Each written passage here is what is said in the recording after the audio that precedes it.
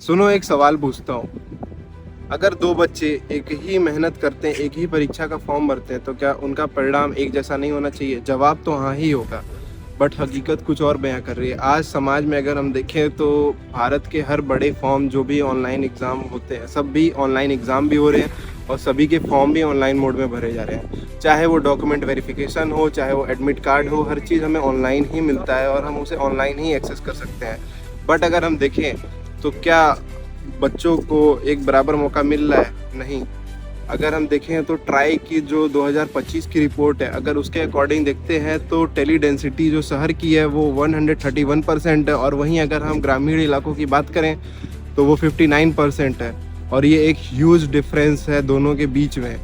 और सरकार जो है वो खुद अपने अप्रैल 2024 के आंकड़े में कहती है कि 31,000 गांव जो हैं अभी भी वो 3G और 4G के नेटवर्क से बाहर है।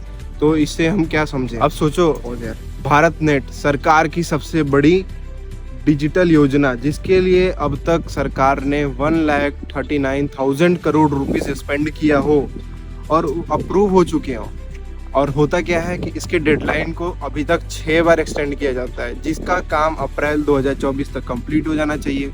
वो काम अभी तक पूरा नहीं हुआ है और अभी भी डेडलाइन पे डेडलाइन एक्सटेंड होते जा रहे हैं। और क्या कहा जा सकता है, जहाँ पे अगर कहीं गांव में योजनाएं अगर पहुंची हैं, अगर कनेक्टिविटी पहुंची है, तो भी ग्राम पंचायतें बहुत सारी पीछे हैं और लास्ट माइल कनेक्टिविटी अभी भी पेंडिंग है। और जहाँ पे गांव में अगर टावर लगे हुए हैं तो वहाँ पे अच्छे नेटवर्क नहीं आते हैं अभी भी। अगर देश की बात करें साथ साथ उत्तर प्रदेश में, तो उत्तर प्रदेश में भी कई जगह जो भी बलरामपुर, सोनभद्र के और फतेहपुर के कई ज़िले हैं, चंदौली के भी, वहाँ पे भी अभी तक बहुत सारे ज़िलों में, मतलब गाँव में नेटवर्क की अभी भी प्रॉब्लम है। अगर हम बात करें तो इसकी जिम्मेदारी कौन लेगा? हम बात करते हैं डिजिटल इंडिया की, हमने डिजिटल इंफ्रास्ट्रक्चर बात कर लिया। आज अगर हम देखें तो भारत में बहुत सारी कंपनियां हैं जो हमें डिजिटल एजुकेशन प्रोवाइड करती हैं, जो हमें घर पे बैठे बैठे बहुत सारे कंटेंट प्रोवाइड कर देती हैं कि हम कहीं से भी उसको एक्सेस कर लें।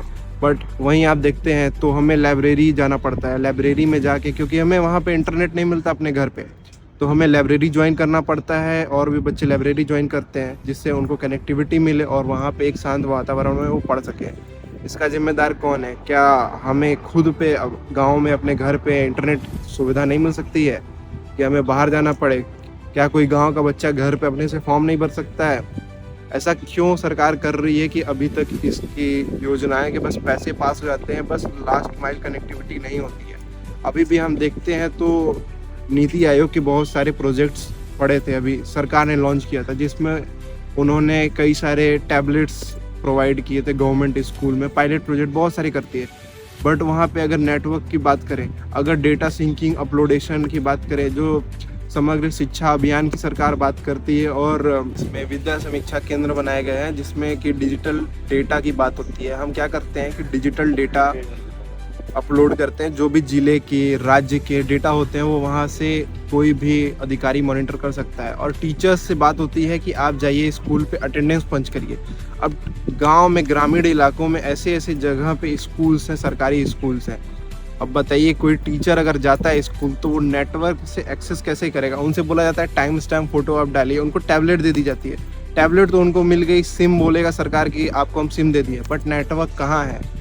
आज अगर हम बात करें BSNL की, तो BSNL सरकार की इतनी बड़ी कंपनी है, सरकार इतना इन्वेस्टमेंट करती है, बट उसको 5G स्पेक्ट्रम की बात करें तो उसको मिल भी जाती है, बट प्राइवेट कंपनी है, उससे बेहतर नेट है। अगर हम बात करें, अगर अभी हम BSNL में 5G यूज़ भी करते हैं तो हमें वैसी कनेक्टिविटी नहीं मिलती है जैसे हमें जियो में मिलती है। तो इसका जिम्मेदार कौन है? क्या सरकार इस नेटवर्क को बेहतर नहीं कर सकती है? क्या सरकार इसके इंफ्रास्ट्रक्चर में, इस पे स्पेक्ट्रम में और खर्च नहीं कर सकती है? तो ये सवाल आपको भी पूछना चाहिए।